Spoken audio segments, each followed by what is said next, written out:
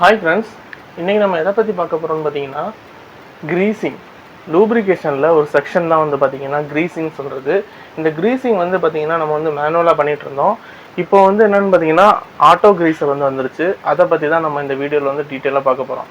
வீடியோக்குள்ளே போகிறதுக்கு முன்னாடி நம்ம சேனலில் நீங்கள் இது வரைக்கும் சப்ஸ்கிரைப் பண்ணாமல் இருந்தீங்கன்னா சப்ஸ்கிரைப் பண்ணுங்கள். பக்கத்தில் கூடிய பெல் ஐக்கானை கிளிக் பண்ணி ஆளுங்கிற நோட்டிஃபிகேஷனை கிளிக் பண்ணுங்கள். அப்போ தான் நான் போடக்கூடிய வீடியோட நோட்டிஃபிகேஷன்ஸ் உங்களுக்கு கிடைக்கும். வாங்க இப்போ நம்ம வீடியோக்குள்ளே போகலாம். நம்முடைய மெக்கானிக்கல் மெயின்டெனன்ஸை இப்போ எடுத்துக்கிட்டிங்கன்னா நிறைய ப்ராப்ளம் வந்து எதனால் க்ரியேட் ஆகும்னு பார்த்தீங்கன்னா லேக் ஆஃப் லூப்ரிகேஷன்.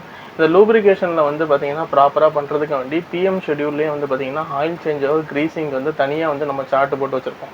அந்த க்ரீஸு ஆயில் சேஞ்ச் ஓவர் வந்து எப்படி இருக்குன்னு பார்த்தீங்கன்னா ஒவ்வொரு பம்புக்கும் அதோடைய மேனுஃபேக்சரர் வந்து பார்த்திங்கன்னா எந்தெந்த கிரேடில் வந்து ஆயில் கொடுக்கணும், எந்தெந்த கிரேடில் வந்து பார்த்திங்கன்னா க்ரீஸ் கொடுக்கணும்னு சொல்லியிருப்பாங்க.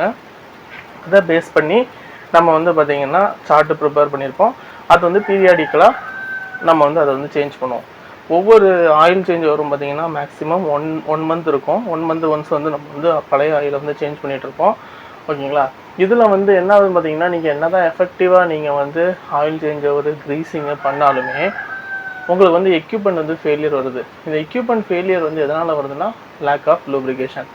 இதில் லேக் ஆஃப் லூப்ரிகேஷன் வந்து எதனால் ஏற்படுதுன்னு பார்த்தீங்கன்னா க்ரீஸிங் வந்து எந்தெந்த இடத்துலலாம் கொடுக்குறோமோ ப்ராப்பராக அந்த க்ரீஸ் வந்து போயிட்டு அந்த மெட்டல் பார்ட்டில் வந்து உட்காராது. அதாவது 2 மெட்டல் பார்ட்டு ஒரே கூடிய இடத்துல வந்து நம்ம வந்து என்ன பண்ணுவோம்னா லூப்ரிகேஷன் கொடுப்போம்.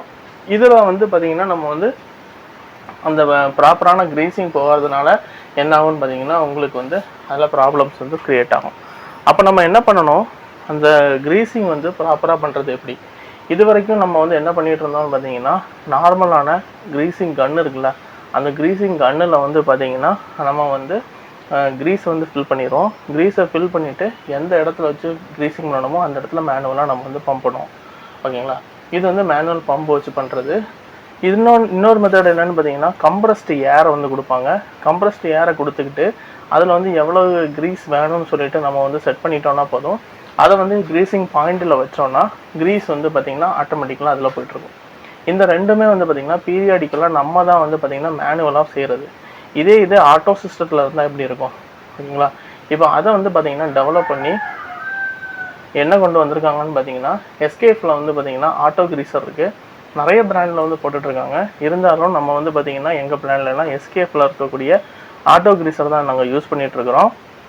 அது நான் அந்த படத்தில் காமிக்கிறேன். ஆட்டோ க்ரீஸர் வந்து எப்படி இருக்குன்னு பார்த்துக்கோங்க. இதில் வந்து பார்த்திங்கன்னா நிறைய விதமான கிரேட் இருக்குது. இந்த கிரேடில் வந்து நம்மளுடைய எக்யூப்மெண்ட் எதுவோ அதுக்கு தகுந்தது வந்து பார்த்திங்கன்னா அங்கே வந்து தருவாங்க. இதில் என்ன ஒரு அட்வான்டேஜ்னு பார்த்திங்கன்னா உங்களுக்கு இந்த க்ரீஸில் எவ்வளோ மந்த்து போகணுன்னு சொல்லிட்டு செட்டிங் வந்து பார்த்திங்கன்னா அதுலேயே இருக்கும். அந்த க்ரீஸ் டப்பா வந்து பார்த்திங்கன்னா பின்னாடி திருப்பினீங்கன்னா அதில் வந்து 1லேருந்து 12 வரைக்கும் வந்து நம்பர்ஸ் கொடுத்துருப்பாங்க. அது என்னன்னு பார்த்தீங்கன்னா நம்ம மந்த் டீட்டெயில். இதில் நீங்கள் 1 வச்சிங்கன்னா 1 மந்தில் காலியாகிறது மாதிரியும் 2 வச்சிங்கன்னா 2 மாதத்தில் காலியாகும். ஓகேங்களா? அந்த அளவுக்கு வந்து ப்ரெஷர் வந்து செட் பண்ணி வைப்பாங்க. இந்த டீட்டெயில் வந்து பார்த்திங்கன்னா நான் வந்து ஒரு சின்னதாக ஒரு வீடியோ கொடுத்துருக்குறேன். அந்த வீடியோவில் பார்த்தீங்கனாலே உங்களுக்கு வந்து தெரியும். அதில் வந்து பார்த்திங்கன்னா உங்களுக்கு வந்து ஒரு பேட்ரி சிஸ்டம் வந்து கனெக்ட் பண்ணியிருக்காங்க. அதை கனெக்ட் பண்ணிவிட்டு அது வந்து ஒரு குறிப்பிட்ட ப்ரெஷரில் வந்து பார்த்திங்கன்னா ஆட்டோமேட்டிக்கலாக வந்து அது வந்து மூவ் பண்ணிக்கிட்டே இருக்கும். இதனால் என்ன ஆகும்னு பார்த்திங்கன்னா நம்ம இப்போ ஒரு ஃபின்ஃபேனில் வந்து மேக்ஸிமம் வந்து நம்ம வந்து க்ரீஸிங் பண்ணுவோம். நம்மளுடைய பிளானில் என்டையர் பிளானில் வந்து பார்த்திங்கன்னா கிட்டத்தட்ட ஒரு 75லேருந்து ஒரு 150 வரைக்கும் வந்து பார்த்திங்கன்னா ஒரு யூனிட்லேயே வந்து எங்கள் இதிலலாம் இருக்குது. அப்போ 150 ஃபேனுக்கும் வந்து பார்த்திங்கன்னா க்ரீஸிங் பண்ணுவோம். இது எப்படி பண்ணுவோம்னு பார்த்திங்கன்னா ஒரு 30 வந்து நாங்கள் பண்ணுவோம். 30 பண்ணும்போது என்ன ஆகும்னு பார்த்திங்கன்னா இந்த மெட்டீரியல் அவ்வளோத்தையும் மேலே ஏற்றணும். மேலே ஏற்றிட்டு க்ரீஸிங் பண்ண வேண்டியிருக்கும். இல்லைன்னா ஒவ்வொரு வாட்டியும் மேலேயும் கீழே ஏறி வந்துட்டு இருக்க வேண்டியிருக்கும்.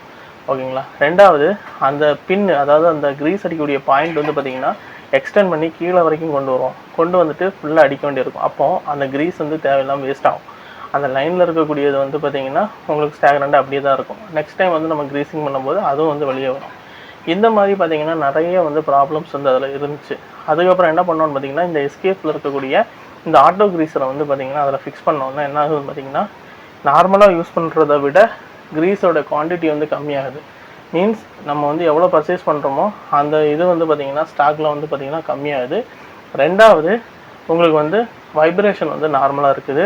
டெம்பரேச்சரும் கிராஜுவலாக இருந்துச்சு. அதுக்கப்புறம் வந்து பார்த்திங்கன்னா மெயின்டெனன்ஸ் வந்து ஏற்படக்கூடியது ரொம்ப வந்து கண்ட்ரோலாக தான் இருந்துச்சு. ஓகேங்களா?